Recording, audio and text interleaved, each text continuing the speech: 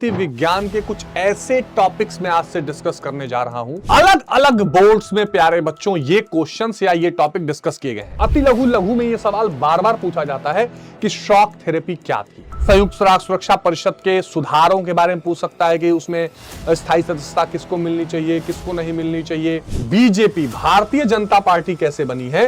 ये ऐसे टॉपिक और क्वेश्चंस हैं जो हर साल पूछे जाते हैं और इस बार भी आपको तैयार करके जाने हैं। हेलो स्टूडेंट्स, स्वागत है पीडब्ल्यू आर्ट्स हिंदी मीडियम पे क्लास 11-12। मेरा नाम है अवनीश त्रिपाठी और आज मेरे प्यारे बच्चों पॉलिटिकल साइंस यानी राजनीति विज्ञान के कुछ ऐसे टॉपिक्स में आज से डिस्कस करने जा रहा हूं जो टॉपिक आपकी परीक्षा में हर साल अलग अलग बोर्ड्स में पूछे गए हैं।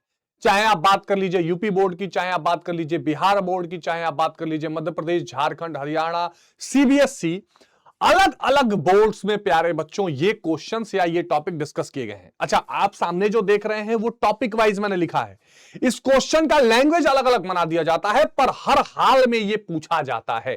तो ऐसे में 25-30 आपको ऐसे क्वेश्चन या टॉपिक बताऊंगा जिनको अगर आप पढ़ के एग्जाम में जाते हैं तो आप समझ लीजिए कि आपका एग्जाम आपके हाथ में दिखाई पड़ेगा। बस आपको ध्यान क्या देना होगा ये मैं लास्ट में बताऊंगा कि क्या स्टाइल दिखाना है इसमें। जैसे अगर मैं चैप्टर 1 से स्टार्ट करूं तो एक सवाल जो कोई ऐसा बोर्ड नहीं है जहां ना पूछा जाए वो सोवियत संघ के विघटन का कारण। चाहे आप यूपी ले लो, चाहे आप बीएसईबी ले लो, चाहे आप राजस्थान बोर्ड लो, चाहे सीबीएसई बोर्ड लो, हर बोर्ड में ये क्वेश्चन पूछा गया है। इसका लैंग्वेज चेंज कर दिया जाएगा, जैसे दो ध्रुवता के पतन का कारण कह दिया जाएगा, या सोवियत संघ का क्यों विघटन हुआ, क्यों खत्म हुआ, क्यों दुनिया एक ध्रुवी हो गई। ये सब तरह तरह से घुमा के सोवियत संघ के विघटन का कारण पूछा जाता है, जहां गोरबाचेव की नीतियां और आर्थिक प्रशासनिक जड़ता, राष्ट्रवाद का उदय, ये सारी चीजों का डिस्कशन करते हैं।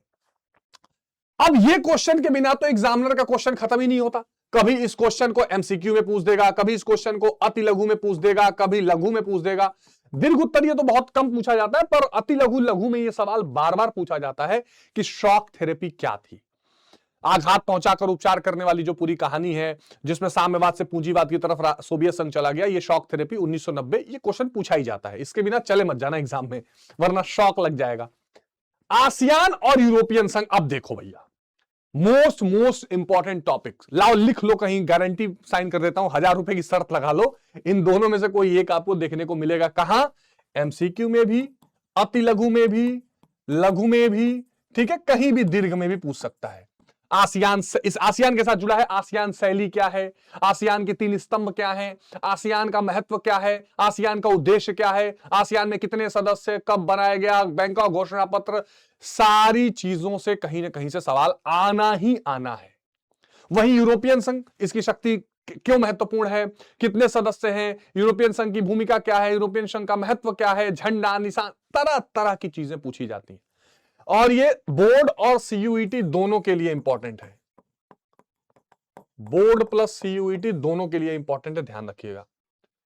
उत्तर शीत युद्ध काल में संयुक्त राष्ट्र संघ की भूमिका, यूएनओ, संयुक्त राष्ट्र संघ। अब देखो यूएनओ के अंग पूछ सकता है, संयुक्त राष्ट्र सुरक्षा परिषद के सुधारों के बारे में पूछ सकता है कि उसमें स्थायी सदस्यता किसको मिलनी चाहिए, किसको नहीं मिलनी चाहिए। संयुक्त राष्ट्र संघ के जो 6 अंग हैं यानी आम सभा से लेके और सामाजिक आर्थिक परिषद में उसकी एजेंसियां हैं जैसे डब्ल्यूएचओ, यूएनओ, यूनेस्को, आईएलओ, है ना, यूनिसेफ, इनके बारे में, यूएनएचआरसी यानी कि जो मानवाधिकार वाला है उसके बारे में क्वेश्चन पूछा जा सकता है। यानी यूएनओ वाला जो पूरा चैप्टर है यहां से सवाल संयुक्त राष्ट्र संघ पर आना ही आना है। एमसीक्यू में पूछ देगा संयुक्त राष्ट्र दिवस कब है, मानवाधिकारों की घोषणा कब की कर दी गई, है ना, इनमें तो ये पूछा जा सकता है। इसके साथ इसी चैप्टर से आपको एक बड़ा पूछा जाता है जो मैंने यहां मेंशन नहीं किया लेकिन मैं आपको बता दे रहा हूं, और वो है प्यारे बच्चों एमनेस्टी इंटरनेशनल। ये एमनेस्टी इंटरनेशनल के बारे में क्वेश्चन बहुत आता है कि कभी ये पूछ देगा कि कौन सा मानवाधिकारों से जुड़ा है या एमनेस्टी इंटरनेशनल किसके लिए काम करता है, इस पर सवाल आते हैं।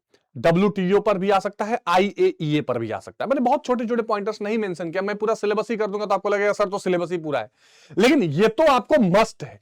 लेकिन मैं साथ साथ हिंट देता चल रहा हूं कि जरा इनको भी देखते चलिएगा कि ये भी आ सकते हैं। सुरक्षा के परंपरागत सिद्धांत को समझाइए। देखिए सुरक्षा के सिद्धांतों में 2 हैं, परंपरागत, गैर परंपरागत। गैर परंपरागत फिर भी 1% चलो कम इंपॉर्टेंट, लेकिन परंपरागत अवधारणा तो आपको पता होनी ही चाहिए, जिसमें भय से मुक्ति की बात है, जिसमें बाहरी आक्रमण सबसे बड़ा खतरा है। अब उसमें फिर सैन्य गठबंधन, जैसे एक क्वेश्चन में पूछा गया था कि भैया सुरक्षा में अंतरराष्ट्रीय गठबंधन या सैन्य गठबंधन का महत्व बताइए, तो कैसे दुनिया के देश गठबंधन बना बना के अपनी सुरक्षा को सुनिश्चित करते हैं। तो पारंपरिक अवधारणा से जुड़े जो तथ्य हैं, पारंपरिक अवधारणा से जुड़े जो महत्वपूर्ण तत्व हैं, उनको आपको देखना ही देखना है। ठीक है, वहां से क्वेश्चन बनने हैं, चाहे वो शक्ति संतुलन पर पूछ दे, चाहे वो गठबंधन की भूमिका पर पूछ दे, चाहे वो निशस्त्रीकरण पर पूछ दे, वो तो मैंने अलग से मेंशन किया है। तो ये क्वेश्चन बनने। अच्छा, आगे चलिएगा। वैश्वीकरण मोस्ट इंपॉर्टेंट। मुझे याद है कि पिछले साल सीयूईटी की परीक्षा में 2 पालियों में केवल वैश्वीकरण पूछ दिया था, और इस तरह भी बोर्ड में तो पूछता ही है। तो वैश्वीकरण में देखो क्या पूछ सकता है। वैश्वीकरण का आपसे अर्थ एक क्वेश्चन पूछ सकता है, जो बार बार पूछा गया है, मैं वही बता रहा हूं, जो पूछता है अर्थ पूछ सकता है। वैश्वीकरण का प्यारे बच्चों प्रभाव मैंने यहां पर बता दिया। वैश्वीकरण चूंकि बहुआयामी अवधारणा है, तो वैश्वीकरण के राजनीतिक प्रभाव क्या है, वैश्वीकरण के सामाजिक प्रभाव क्या है, वैश्वीकरण के आर्थिक प्रभाव क्या है, ये क्वेश्चन यहां से पूछे जा सकते हैं। ठीक है, बहुत। और वैश्वीकरण की आलोचना में पूछा है क्या, 2 चीजें पूछता है हर बार आलोचना में। एक तो पूछता है संस्था, कौन सी संस्थाएं आलोचना करती हैं, और दूसरा पूछता है इसके जो विचार हैं, विचारधारा में जैसे आपसे पूछ सकता है दक्षिणपंथ, ठीक है, और वामपंथ। दक्षिणपंथ, वामपंथ, ये 2 तरह की विचारधाराओं के बारे में पूछ सकता है। तो वैश्वीकरण की आलोचना यहां से आ सकती है। ठीक है, वैश्वीकरण के प्रभाव, वैश्वीकरण की आलोचना में ये 2 चीजें पूछ सकता है। निशस्त्रीकरण, ठीक है, निशस्त्रीकरण क्या है, तो निशस्त्रीकरण एक बहुत ही महत्वपूर्ण यहां से क्वेश्चन पूछ सकता है। इसमें संस्थाओं में आप WSF ISF का ध्यान रखिएगा, इसके बारे में बहुत पूछता है, ये हर बार पूछा गया है, जो PYQs में है मैं आपको बता रहा हूं। ठीक है, उसके बाद निशस्त्रीकरण। अब देखो ये जो अवधारणा थी परंपरागत सुरक्षा की, वहीं से जुड़ा हुआ है। इसमें जैसे मान लीजिए आपसे कभी कभी क्वेश्चन पूछ देगा कि निशस्त्रीकरण के अलग अलग जो समझौते हुए हैं, जैसे आपने पढ़ा होगा NPT, जैसे आपने CTBT पढ़ा होगा, जैसे बायोलॉजिकल वेपन कन्वेंशन आपको पढ़ाया गया है, केमिकल वेपन कन्वेंशन पढ़ाया गया है, SALT I, SALT II, इन सब चीजों के बारे में आपसे पूछ सकता है। वो छोटे छोटे में, या निशस्त्रीकरण की पूरी परिभाषा पूछ सकता है, ये यहां पर पूछेगा पूरा। निशस्त्रीकरण वो क्या प्रक्रिया है जिसमें पूरे हथियारों को समाप्त करने की बात होती है, नए हथियारों को बनने से रोकने की बात होती है। तो इसका मतलब क्या है और इसको लेकर कौन कौन से समझौते हुए हैं, ये सवाल पूछे जाते हैं। इसको नोट कर लीजिए अच्छे से। विभिन्न पर्यावरण के सम्मेलन, मोस्ट इंपॉर्टेंट। मतलब आप उठा लीजिए प्यारे बच्चों, सीधे सीधे जो है स्टॉकहोम सम्मेलन से लेके, है ना, और उसके बाद जो है पृथ्वी होते हुए, क्योटो होते हुए, और प्यारे बच्चों मॉन्ट्रियल प्रोटोकॉल, ये सारी चीजें मोस्ट इंपॉर्टेंट है। और इससे रिलेटेड जो आंदोलन पर्यावरण के हुए हैं, जैसे मान लीजिए चिपको आंदोलन, ठीक है, जैसे नर्मदा बचाओ आंदोलन, ये आपको ध्यान में रखना है। तो पर्यावरण वाले से ये आपसे पूछता है। और इसमें एक चीज, वैश्विक जो उष्णता है, ग्लोबल वार्मिंग वाला जो टॉपिक है, उसको आपको अच्छे से देखना है। वो बार बार हर साल पूछे जाते हैं। जो बार मैंने सारे बोर्ड्स को मिलाया है, हर बार जो बोर्ड्स में पूछे जा रहे हैं, मैं उन्हीं क्वेश्चंस को आपके सामने लेकर आ रहा हूं। राष्ट्र निर्माण की प्रमुख 3 चुनौतियां जो हैं, इस पर तो सवाल पूछता ही पूछता है कि भाई जब देश आजाद हुआ तो कौन कौन सी चुनौतियां थी, जिसमें आप बताते हैं कि भाई समतावादी समाज बनाना, लोकतंत्र की स्थापना करना, एकता अखंडता बनाए रखना। ये 3 चीजें बार बार क्वेश्चन पूछे गए हैं। चाहे वो अलग से लॉन्ग में पूछ दे कि तीनों चुनौतियों को बताइए, या केवल 1 नंबर में आपसे तीनों चुनौतियों का नाम पूछ ले, है ना। इसके अलावा जो चुनौतियां थी वो अलग से पूछी जा सकती है। जैसे विभाजन के त्रासदी की व्याख्या कीजिए, विभाजन की त्रासदी क्यों हुई, कैसे हुई, क्या प्रभाव पड़ा, है ना। इस पर अलग से चीजें पूछी जा सकती है, वो अलग है। लेकिन ये जो राष्ट्र निर्माण की 3 चुनौतियां हैं महत्वपूर्ण रूप से, वो आपको ध्यान रहनी चाहिए। ठीक है, फिर रजवाड़ों की जो विलय की प्रक्रिया, इसमें खास करके प्यारे बच्चों हैदराबाद और कश्मीर, मणिपुर और जूनागढ़, ये 4 के बारे में तो भैया ठीक से पढ़ के चले जाइएगा, मैंने क्लास में भी कराया है। इसमें पटेल जी की जो भूमिका थी, ठीक है, सरदार पटेल की भूमिका, ये अलग से पूछा जा सकता है। भाई वो रियासत मामलों के मंत्री थे, तो कैसे उन्होंने जो है जो ऑपरेशन पोलो चलवाया, वो भूमिका, मणिपुर का, तो ये वहां पर पूछा जा सकता है। इसके अलावा इन 4 के विलय की प्रक्रिया अलग से पूछी जा सकती है। तो ये एक बड़ा है। और इसके साथ साथ एक जो महत्वपूर्ण इस चैप्टर से आएगा, जो मैंने यहां मेंशन नहीं किया है, वो जो PYQs में अक्सर आता है, वो ये भी है, राज्यों का पुनर्गठन। राज्यों का पुनर्गठन कैसे हुआ, और इसमें राज्य पुनर्गठन जो आयोग और अधिनियम है वो दोनों पढ़ के जाइएगा, हर साल पूछा जाता है, एमसीक्यू में अक्सर वो आ जाता है कि राज्य पुनर्गठन अधिनियम क्या है, राज्य पुनर्गठन आयोग क्या है, कितने राज्यों को बनाने की बात कही गई, ठीक से देख लेना। फिर एक दल के प्रभुत्व का अर्थ क्या है, जो एक दल का प्रभुत्व बार बार कहा जाता है उसका मतलब क्या होता है, और मतलब के साथ साथ कारण क्या है, ऐसा क्यों है कि एक दल का प्रभुत्व बना रहा, यानी कांग्रेस पार्टी के प्रभुत्व पर चर्चा पर क्वेश्चन आता है, इसको ध्यान रखिएगा। फिर भारत के विदेश संबंध में जब आप आएंगे तो भारत पाकिस्तान तथा भारत चीन संबंध ये बहुत ज्यादा पूछा जाता है, और भारत के विदेश नीति के उद्देश्य, विदेश नीति के उद्देश्य, ठीक है।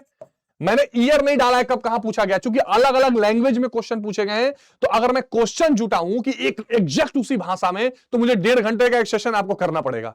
मैं अभी सिर्फ आपको ये सेशन में ये बता रहा हूं कि किस टॉपिक से क्वेश्चन हर बार पूछे गए हैं, और लगभग लगभग यही लैंग्वेज में पूछे जाते हैं, कभी कभी कुछ अलग अलग में लैंग्वेज बदला भी जा सकता है, लेकिन टॉपिक का आंसर सेम रहेगा। तो विदेश नीति के उद्देश्य में जैसे कड़ी अर्जित से संप्रभुता की रक्षा करना, शांति स्थायित्व बनाए रखना, अखंडता बनाए रखना, सबकी संप्रभुता का सम्मान करना, ये सारी चीजें। योजना आयोग तथा नीति आयोग, अब देखो इस पर अलग अलग तरह से क्वेश्चन आ सकते हैं, अति लघु या एमसीक्यूज में आते हैं। योजना आयोग कब बना, नीति आयोग कब बना, योजना आयोग की जगह पे नीति आयोग, कौन सा नया आयोग बनाया गया, योजना आयोग की जो है संरचना क्या है, और सबसे इंपॉर्टेंट पंचवर्षीय योजनाओं के बारे में यहां से सवाल आ सकता है। क्या आ सकता है, पंचवर्षीय योजना पर यहां पर सवाल आ सकता है, इस बात को आप ध्यान रखिएगा। 5 ईयर प्लान पे क्वेश्चन यहां से बहुत इजीली पूछे जा सकते हैं, तो इसमें बिल्कुल भी आप कोताही या भूल मत करिएगा, गलती मत करिएगा, ठीक है। आपातकाल के कारण और उसके सीख, आपातकाल क्यों लगाया गया, अब इसमें क्वेश्चन आता है कि आपातकाल की भूमिका को स्पष्ट कीजिए, आपातकाल लगने के पहले की स्थितियों की चर्चा करिए, किन स्थितियों में आपातकाल लगाया गया इसकी चर्चा करिए, है ना। तो यहां से ये आ सकता है, और सीख इससे क्या मिली, जो एनसीईआरटी में लास्ट में दिया हुआ है कि हमें लोकतंत्र की कमजोरियां पता लगी, हमें पता लगा कि यहां पर कभी लोकतंत्र को हटाया नहीं जा सकता, हमें लोग अपने अधिकारों के प्रति जागरूक हुए, ये सारी चीजें यहां पर आपको पता रहनी चाहिए। और इसके साथ साथ 1977 का जो चुनाव हुआ था ना, उस चुनाव पर भी आपको एक ध्यान रखना है। लास्ट में यहां से शाह आयोग निकल के आएगा, ये भी इंपॉर्टेंट है, शाह आयोग जो आपातकाल के जांच के लिए बनाया गया। तो ये पूरा आपको 2-3 चीजें इस चैप्टर से अच्छे से पढ़ के जानी है, इसमें कोई भी गलती नहीं करनी है। भारत में गठबंधन की राजनीति मोस्ट इंपॉर्टेंट, गठबंधन की राजनीति कब से शुरू हुई, फिर जो 1989 का राष्ट्रीय मोर्चा था, जो 1996 का संयुक्त मोर्चा था, 1998 का एनडीए था, 2004 का यूपीए था, ये सारी चीजें आपको बिल्कुल टिप्स पे होनी चाहिए। मैच द फॉलोइंग में पूछ देगा, 2 नंबर में पूछ देगा, या पूरा इकट्ठा मिलाकर सारी गठबंधन के बारे में पूछ देगा, आपको पता रहना चाहिए। भारत की परमाणु नीति विदेश नीति से ही जुड़ा हुआ है, नो फर्स्ट यूज, कम से कम हथियार यानी न्यूनतम अपरोध, और गैर परमाणु राष्ट्रों के खिलाफ प्रयोग नहीं, ये जो हमारी परमाणु नीति रही है, प्रारंभ में कैसी नीति रही, बाद में क्या हुआ, सारी चीजें। ये नेहरू के राष्ट्र निर्माण की नीतियों के बारे में आपसे पूछ सकता है कि नेहरू ने जब राष्ट्र निर्माण करना शुरू किया, उनके भाषण के बारे में पूछा है कि भाषण कहां उन्होंने दिया था, राष्ट्र निर्माण की नीति महत्वपूर्ण उनकी क्या रही, जैसे धर्मनिरपेक्षता, नियोजित विकास, है ना, विज्ञान और प्रौद्योगिकी का विकास, है ना, इस तरह से जो उन्होंने महत्वपूर्ण चीजें लेकर स्टार्ट किया, वो राष्ट्र निर्माण की नीति जो है उनकी क्या रही, कैसे रही, इसके बारे में प्यारे बच्चों आपसे क्वेश्चन पूछा जा सकता है। फिर पंजाब, उत्तर पूर्वी भारत और कश्मीर का जो विलय का मुद्दा है ना, विलय विलय नहीं, जो क्षेत्रीय आकांक्षाएं इनकी निकल कर आई हैं, जो यहां पर समस्याएं निकल कर आई हैं, आकांक्षाएं जो निकल कर आई हैं, जैसे पंजाब में ऑपरेशन ब्लू स्टार आपको पूरा बताना है, कैसे भाषा के आधार पर मांग हुई, ऑपरेशन ब्लू स्टार क्या था। उत्तर पूर्वी भारत में प्यारे बच्चों आपको असम का मामला, मणिपुर, मिजोरम का मिजो नेशनल फ्रंट एमएनएफ, लाल डेंगा वाला पूरा आपको ठीक से पढ़ के जाना है, क्वेश्चन आता ही आता है। और कश्मीर में पूरा विलय से लेके पाकिस्तान के हमले से लेके अलगाववाद और कश्मीर की पार्टियां, शेख अब्दुल्ला, नेशनल कॉन्फ्रेंस, सब पढ़ाया है। एक एक चीज पर सवाल आता है, आपको अच्छे से पढ़ना है भाई, इसको छोड़ना नहीं है। और एक सेशन भी ऐसा आएगा जो इंपॉर्टेंट टॉपिक्स को डिस्कस कर लेगा। तो ये आपको प्यारे बच्चों ठीक से करके जाना है, जिससे आपको कोई दिक्कत न आए, ठीक है। अंत में मंडल आयोग तथा सिफारिशें मोस्ट इंपॉर्टेंट, और भारतीय जनसंघ तथा जनता पार्टी, कैसे 1951 में जनसंघ थी, वो कैसे जनता पार्टी में फिर विलय हो गया, और लास्ट में बीजेपी भारतीय जनता पार्टी कैसे बनी है, ये आपसे पूछता है।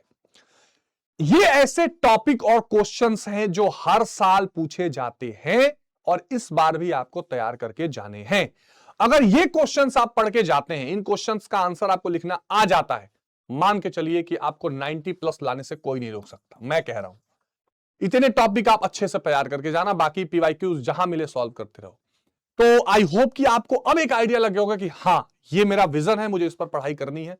अंतिम दिनों में इस पर अच्छे से फोकस करिए, हमारे सेशंस अटेंड करते रहिए, और कमेंट बॉक्स में अगर कोई और टॉपिक आपको महत्वपूर्ण लगता है, जो लोगों को जानना चाहिए, या आपको कंफ्यूजन है, तो उसे कमेंट में लिखिएगा। आपको लगता है कि इसमें से सबसे इंपॉर्टेंट कौन सा टॉपिक है, ये भी कमेंट करिए। मिलते हैं अगली वीडियो में। टेक केयर, जय हिंद, बाय बाय।